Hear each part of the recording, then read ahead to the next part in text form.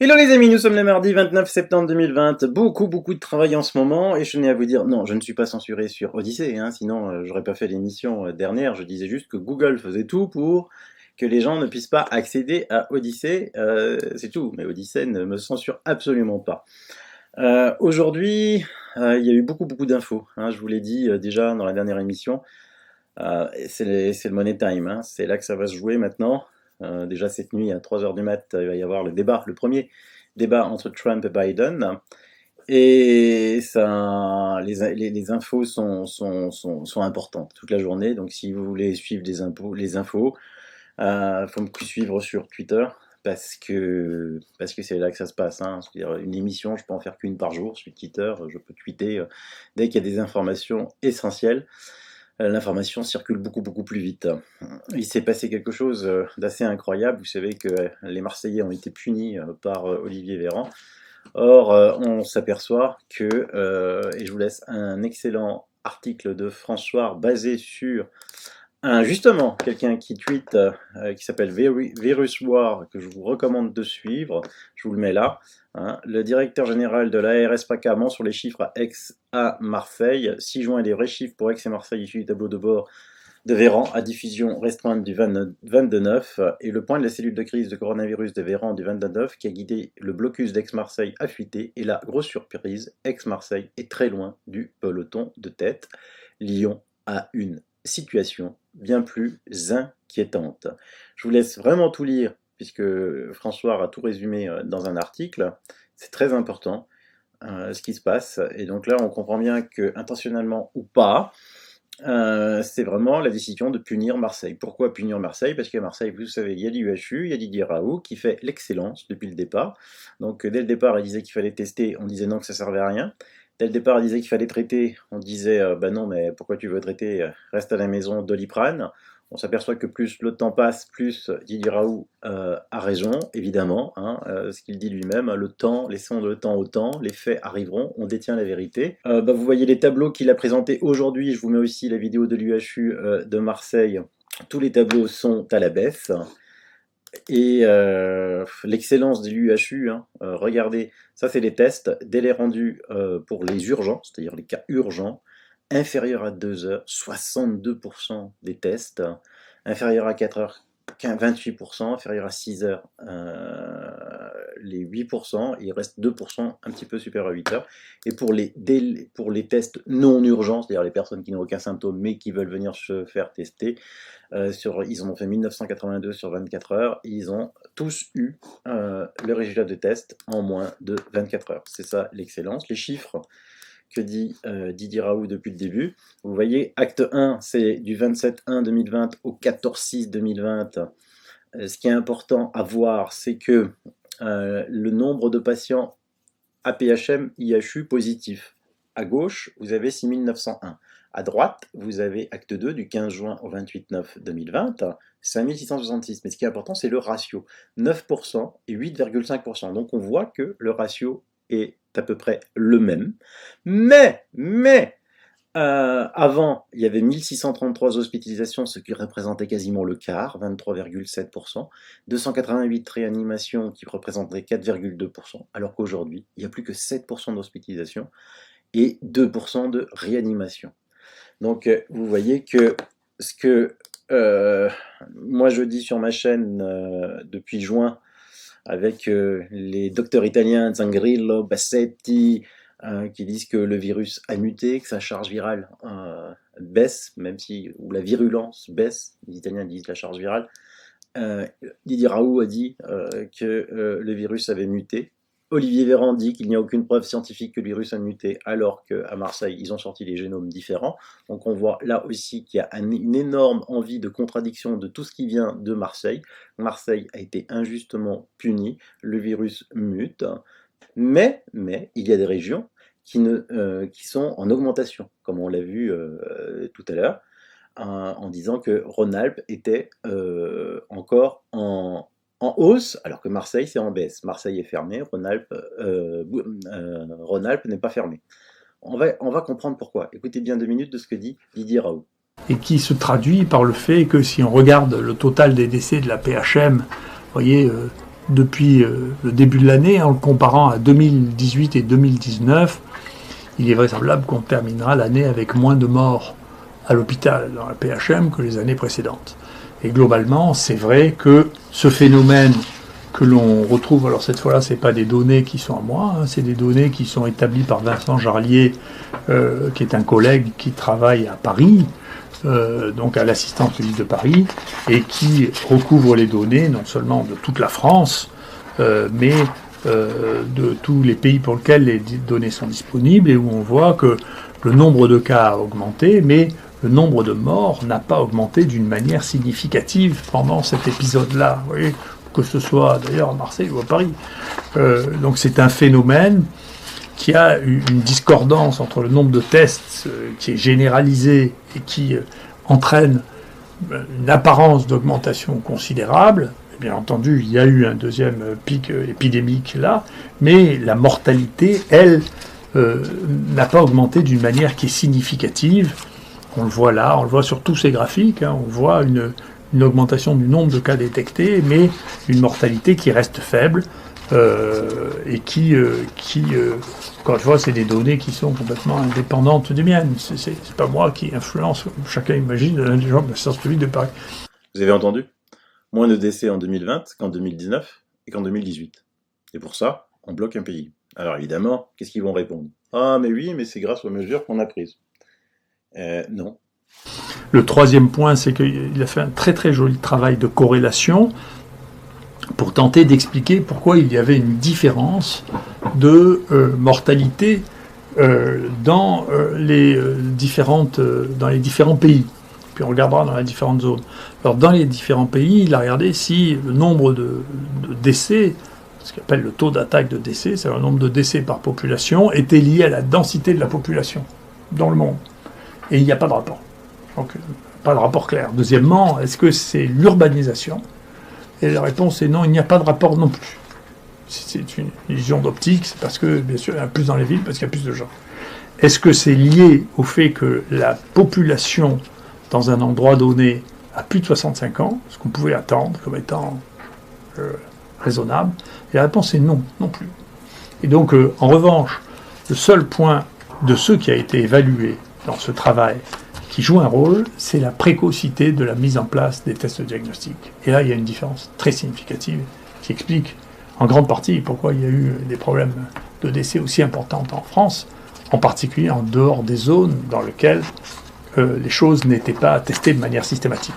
Ce que l'on voit en plus maintenant, ce qui commence à sortir en France, c'est une des données que j'attendais depuis longtemps, et je remercie les gens de l'établissement français du sang de nous en avoir confié une partie, et une autre partie est actuellement en préprint.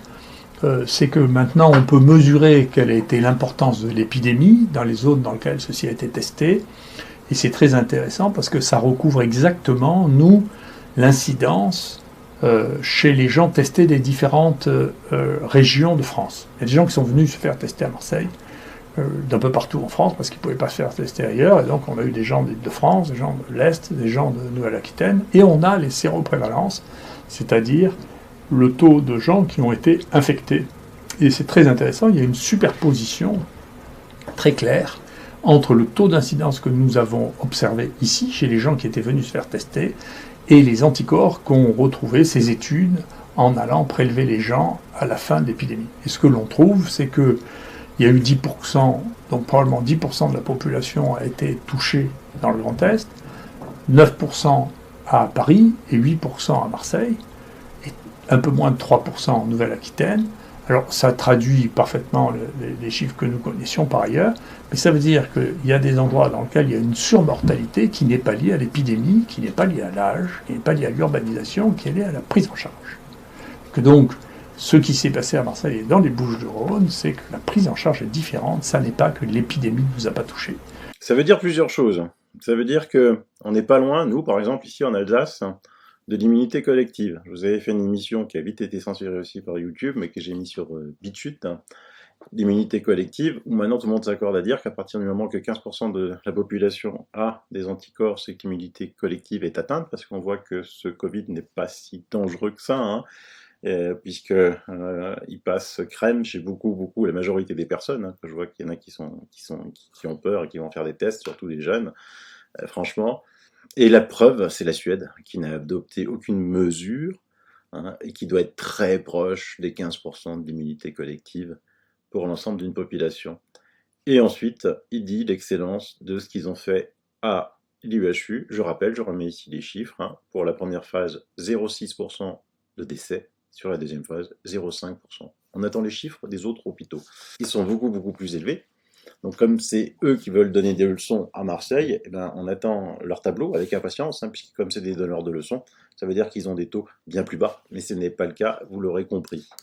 Donc tout est dit dans ce que dit le professeur Raoult, et c'est des chiffres qui viennent de Paris, et c'est des datas qui viennent de l'établissement français du sang. Voilà. Donc rassurez ceux qui ont peur, montrez cette vidéo. Moins de décès en 2020. Du reste, en Espagne, vous savez que la France a un nombre de cas ultra qui explose. Hein. Donc là aussi, votre bon sens, qu'est-ce qui vous dit pourquoi le nombre de cas explose en France et en Espagne? Et depuis quelques jours, on va le voir, en Espagne, c'est plus le cas.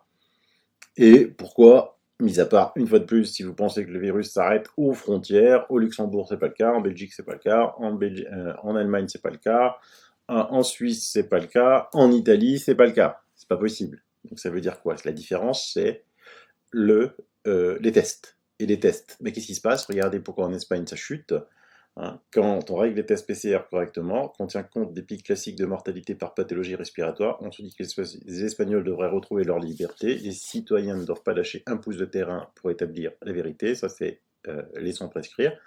On voit que ça chute énormément. Et pourquoi? Parce que tout simplement, le professeur Raoult préconise 35 cycles afin d'éviter 30% de faux positifs. Olivier Véran, le conseiller scientifique, rapport du 27 juillet, 40 à 45 cycles. Et donc, depuis que l'Espagne a changé ses critères sur des PCR, ils l'ont passé à 30-35 cycles. Je rappelle qu'en Allemagne, c'est encore moins, c'est 25 cycles. Et ben, le nombre de cas positifs, et je rappelle qu'un cas positif, ce n'est pas un malade, chute. Alors, il serait temps maintenant, pourquoi le conseiller scientifique? Sur quelle base? Parce que là aussi, je vous avais montré une émission d'Eddie Raoult. On voyait bien qu'au-dessus de 35 cycles, on détectait rien. Du reste, vous savez, aux États-Unis, il y a des tests qui sont toujours en avance sur tout. Ils ont des kits pour se tester à la maison, qui dit clairement, le test, évidemment, parce qu'aux États-Unis, on ne veut pas, hein, on marque que le masque ne protège pas du virus, puisqu'on ne voudrait pas que quelqu'un qui porte un masque chope le Covid et va porter plainte, parce qu'aux États-Unis, les plaintes, c'est pas comme en France, hein, ça peut coûter très cher si quelqu'un qui a mis un masque a eu le Covid et qu'il pensait qu'il était protégé. Donc c'est pour ça que c'est sur les boîtes, il y a bien marqué, ça ne protège pas du Covid. Hein. Et donc là, c'est des kits pour se tester à la maison qui dit clairement que le test détecte aussi les anciennes infections. Vous avez eu la grippe l'année passée, vous pouvez être testé positif, et c'est ça que l'on teste positivement quand on dépasse les 35 cycles. Donc il serait temps que cette mise en scène s'arrête. Cette mascarade, on veut continuer à avoir des cas positifs pour imposer une dictature sanitaire. Laissons travailler les gens, laissons les sportifs aller dans les salles de sport, laissons les restaurants et les bars ouverts, ça n'a aucune incidence, comme le rapport vient de le montrer. D'accord? C'est du factuel. Encore pour vous rassurer, un petit tweet là, en Alberta, un état des États-Unis, 261 personnes sont décédées du Covid cette année, en seulement 6 mois. Pendant ce temps-là, 449 sont décédés d'une overdose d'opioïdes. Ça, c'est des médicaments à base d'opioïdes. Et aux États-Unis, ça représente quasiment, tenez-vous bien, 132 morts par jour.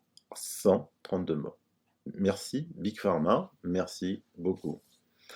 Je vous laisse aussi un excellent article de François sur tout ce que l'on ne dit pas sur les tests PCR, épidémie de tests. La communauté scientifique internationale semble préconiser que seuls les PCR positifs avec un CT inférieur à 30 doivent être pris en compte. Donc voilà pourquoi en France on a des cas positifs, je ne cesserai de vous le répéter. Allez, je vous laisse avec... il faut aussi laisser la parole à ces extraordinaires professeurs, médecins qui viennent témoigner sur des plateaux télé. Hein. L'excellent professeur Toussaint qui était l'autre jour, franchement, je l'ai trouvé admirable face à Coralie Dubost. Hein. C'est la compagne... ou Coralie Dubost, je ne sais plus, ça n'a pas d'importance. C'est la compagne d'Olivier Véran qui vient le défendre bec et ongles, mais bon, franchement, pour s'attaquer à quelqu'un, il faut avoir des arguments. Et chère Madame Dubost, que vous en aviez strictement aucun. Strictement aucun. Je vous laisse avec eux, il y aura aussi le professeur Parola, il y aura aussi des médecins généralistes, et il y aura une secrétaire d'État, ou la ministre des Sports, je ne sais plus, Roxina Marciniaou, qui dit que, avec un masque sur le visage, les décisions aujourd'hui ne sont pas prises en fonction d'une réalité qui serait celle de la circulation du virus, mais pour dire qu'il faut continuer à être discipliné comme vous l'êtes. C'est pas moi qui le dis, c'est un ministre. Vous vous rendez compte un petit peu ? Pour continuer à être discipliné comme vous l'êtes. Ils veulent que l'on arrive dans la peur à vouloir accepter le vaccin, non pas russe, celui à base d'adénovirus, mais celui de Bill Gates.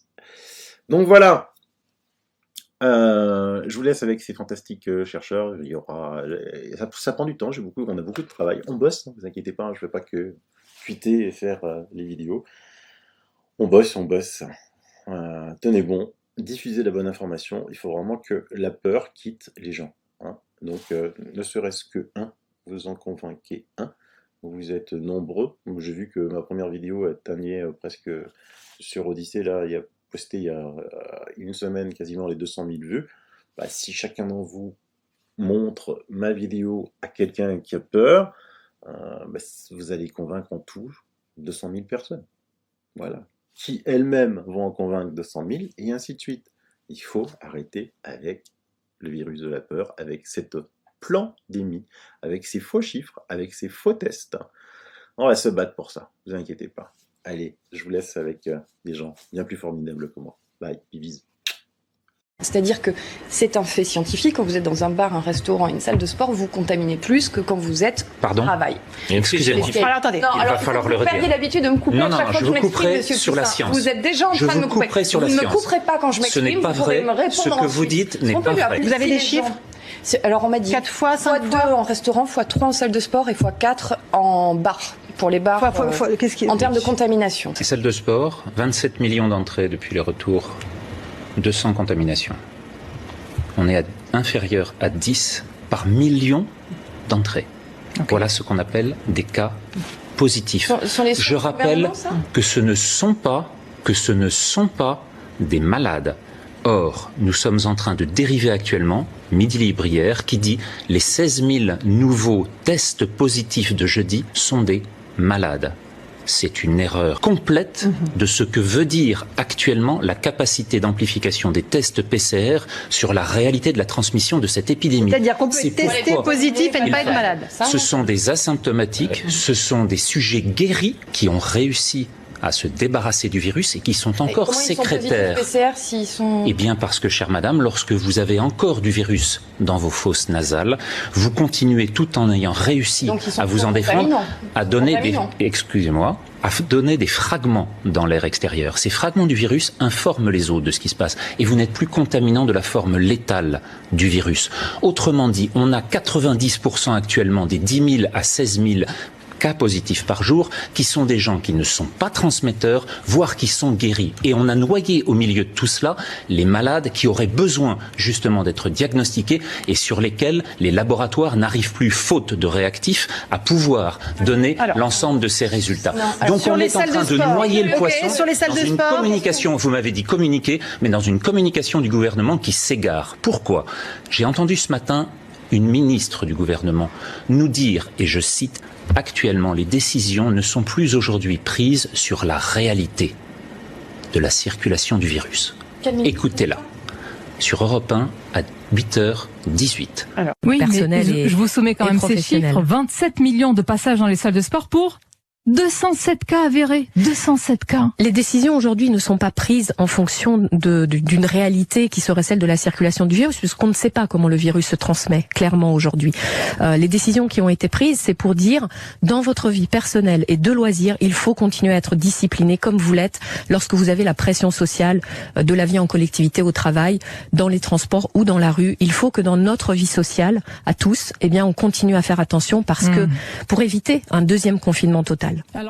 Sans tomber dans la paranoïa, ça sent le règlement de compte. On se demande, en entendant les chiffres des uns et des autres, c'est pas moi qui vais aller les vérifier, ni des uns ni des autres, mais ça semble quand même un petit peu curieux. Sur le plan strictement francilien, c'est plus là ma fenêtre, si je puis dire.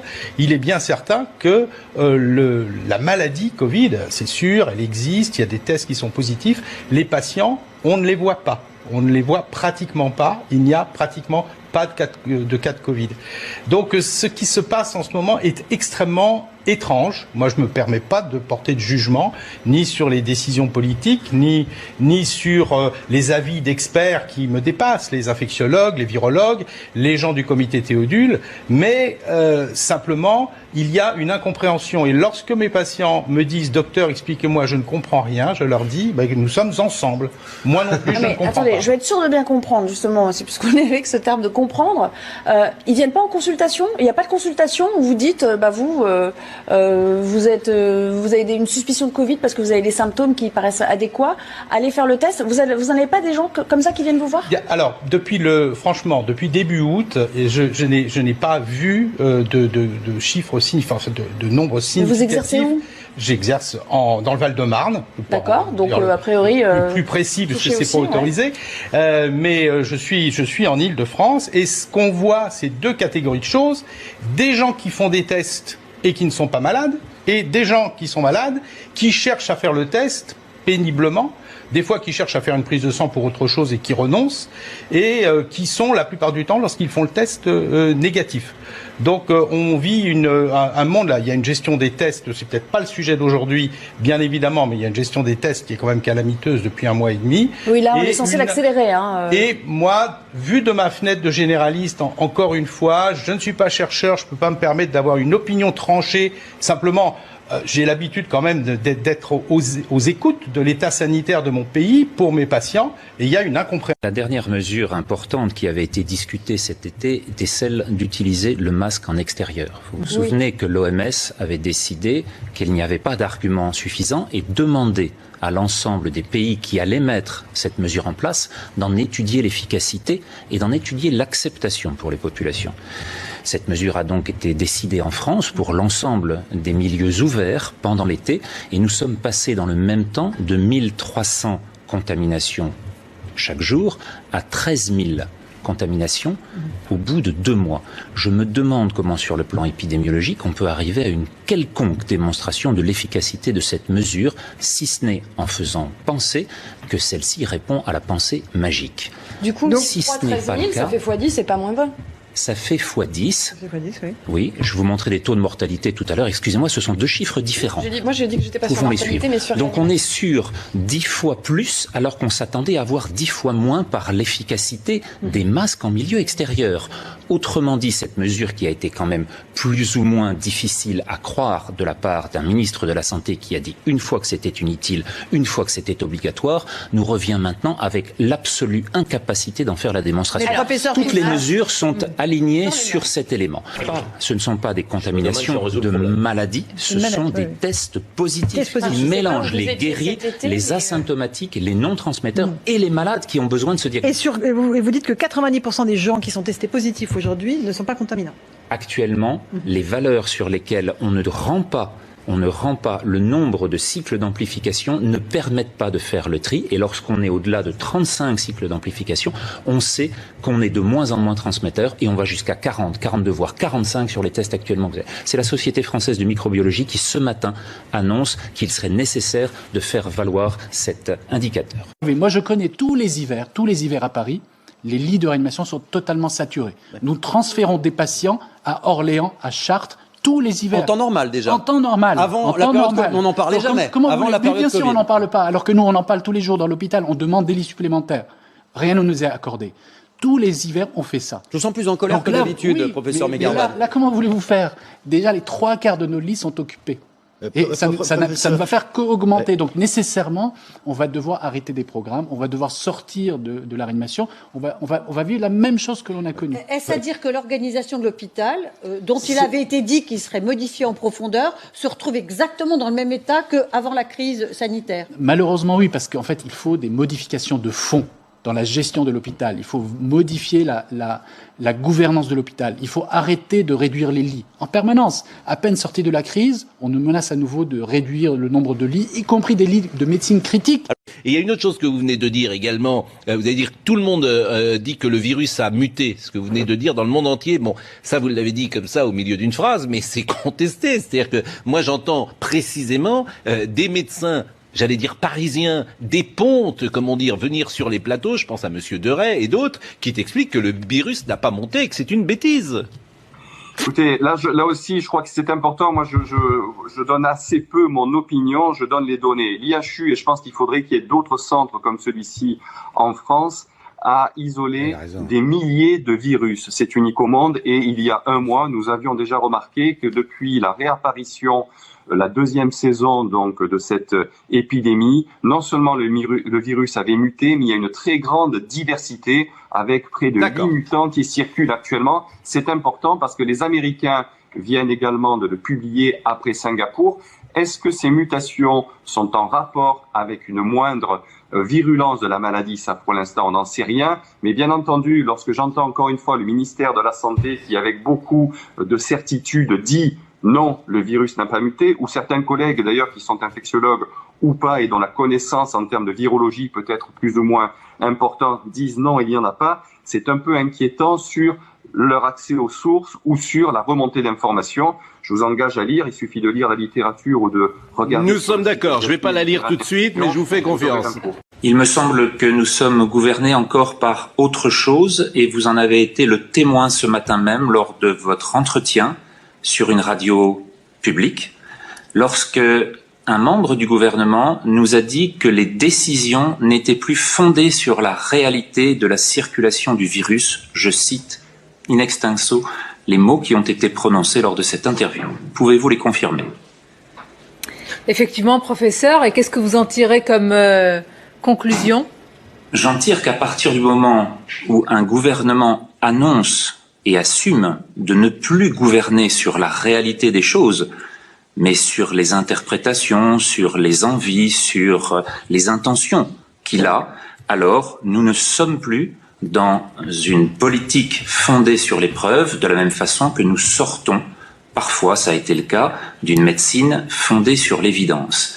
Si c'est le cas, alors à ce moment-là, il faut que nous revenions à l'observation de la réalité. Il faut que nous sachions analyser correctement les tendances, qui sont celles, par exemple, d'une diminution de l'épidémie de 50% dans l'hémisphère sud, qui sont celles de 147 décès en tout et pour tout hier en Europe, qui sont celles de 27 décès en France, alors qu'on nous annonçait une exponentielle croissante depuis plus de 15 jours, et les décès en France sont stables, voire sur les chiffres par rapport à 10 jours, diminuent.